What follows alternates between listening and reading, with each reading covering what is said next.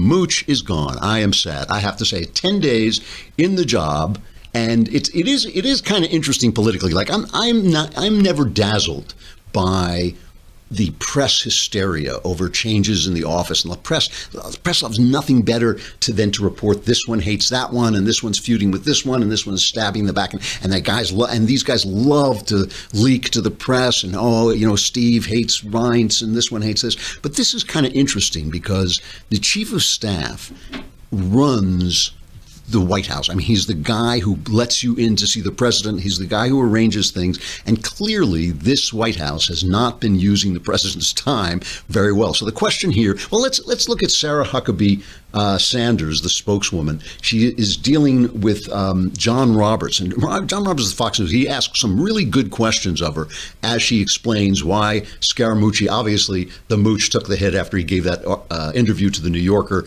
with all the vile language. But the word is that John Kelly came in to be chief of staff, General John Kelly, Marine general, and said to Trump, he's already turned the job down once. And he said, I'm not coming in with this clown around. I am taking over this office. And he wanted to establish that he was the power. He was the guy who's going to make decisions. And there wasn't going to be any loose cannons like the mooch running around. Here's Sarah Huckabee Sanders.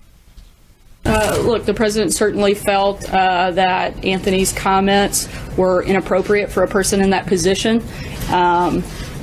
And he didn't want to burden General Kelly also with that line of succession, as I think we've made clear a few times over the course of the last couple of days to several of you individually. But General Kelly has the full authority to operate within the White House, and all staff will report to him. When you say didn't want to burden him with that line of succession, you mean the chain of command?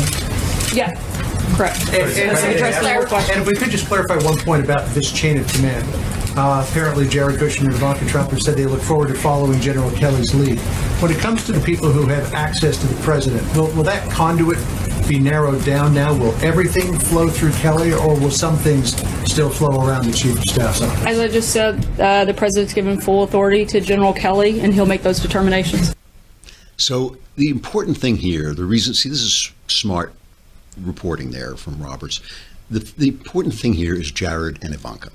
I mean, you listen to Ann Coulter, for instance. Ann Coulter, a big supporter of Donald Trump, but Ann Coulter is never afraid to just call people out when they're not going the way she wants them to go. And she is very afraid that because Trump only trusts his family, he seems to only trust his family and generals.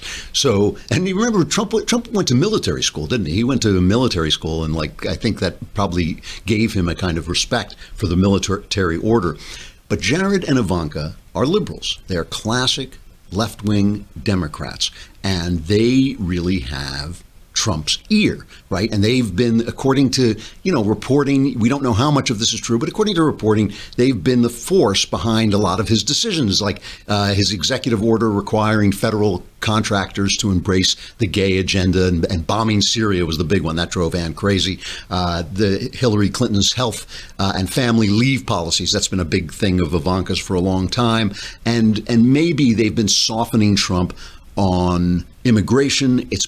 It is rumored that they're the ones who got him to go after Jeff Sessions, to attack Jeff Sessions, because Sessions has been very hard about immigration. And one of the things about John Kelly, the Marine general who was running Homeland Security before this, and he has cut down the number of illegals coming across the border, making it much harder for us to hire our staff because we don't use ZipRecruiter.com. But he has really cut down on illegals coming across the border. And the rumor is that Ivanka and Jared are very liberal on immigration. Of course, Trump ran on the wall. That was his main thing. That was the main thing that shot him to prominence. So the question now is, will Jared and Ivanka be able to get into the Oval Office without going through John Kelly? Because this is family, basically. Ivanka was tweeting, "I'm happy to work alongside John Kelly, in his new capacity." And everybody jumped on that word, alongside. Is he going to be in charge or not? The real question, and it goes beyond this, the real question is, let's call it chaos, call it turbulence that's come out in these last weeks. And my complaint about the turbulence in the White House is not political, because what do I care if there's turbulence in the White House? I don't care who's working there, as long as they're doing a good job and things are happening and my freedom's not imperiled. I don't care. My problem with the turbulence in the White House is that it came while the health care bill was on the floor of the Senate, and Trump was not out there herding the cats. He was not out there on the phone. He was not, soothing the feelings of John McCain, who seems to have just stuck it to him because he doesn't like him. He wasn't doing that stuff. Instead, he was firing this one and that one. So the big question is this turbulence, as so many people suspect, is it generated by Trump? Is wherever Trump is, that's going to be the eye of a hurricane? Is he going to generate turbulence? Or is it structural? Trump, an outsider, comes to Washington. He tries to build bridges to the Republican establishment. He puts Reince Priebus, right, former head of the RNC, he puts him in there as his chief of staff. He appoints Jeff Sessions. Jeff Sessions was an ally, but he's also a guy that all the senators know, former senator, all the senators know him. He's trying to build bridges. And then he finds that that's not what he wants. He likes being an outsider. So now, by golly, he's going to bring in his people and he's going to shut things down and he's going to run things the way he wants. And now the chaos will end. Hard to imagine Trump without chaos. But again, this is a successful guy. It's a guy who has done, a lot of stuff in his life. So it may just be that the Trump administration has hit bottom. I mean, this is what Krauthammer had this remark the other day about this. It looks like the Trump administration hit bottom last week, and it seems to have bounced off the bottom. Kelly is exerting his authority. He's been given authority. I have to say, Scaramouche, we hardly knew ye, although I think he would be a better contestant on Dancing with the Stars than Spicy would. So I think it's actually an upgrade for them. That's apparently the fate of people who leave. But the thing is that, when the health care bill crashed and burned, and it's not over yet because everybody in the Senate is saying it's time to move on to tax reform because we can get more of that done. But Trump is still badgering them about this. He wants this done and he's still going after them. When that died, that was a low point in the Trump presidency. And the question is that the low point on the Trump in the Trump presidency? And to be fair to Trump, a lot of good things are happening. And I keep bringing this up, but everybody is so mesmerized by his personality. Everybody is so mesmerized by the size of the man and the coarseness of the man and the violence of the things that are happening. Guy comes in for 10 days and he's thrown out. You're fired. Just like an episode of The Apprentice brought to life. Everybody's so mesmerized that they forget that really good things are indeed happening. Here is Trump. This is cut number 3. This is Trump talking for a minute about some of the good things that have been happening. We have the highest stock market in history. We have GDP on Friday, got very little mention, although I guess in the business areas it did, but got, I think, very little mention. 2.6 is a number that nobody thought they'd see for a long period of time. Remember, I was saying we will hit 3 at some point in the not too distant future.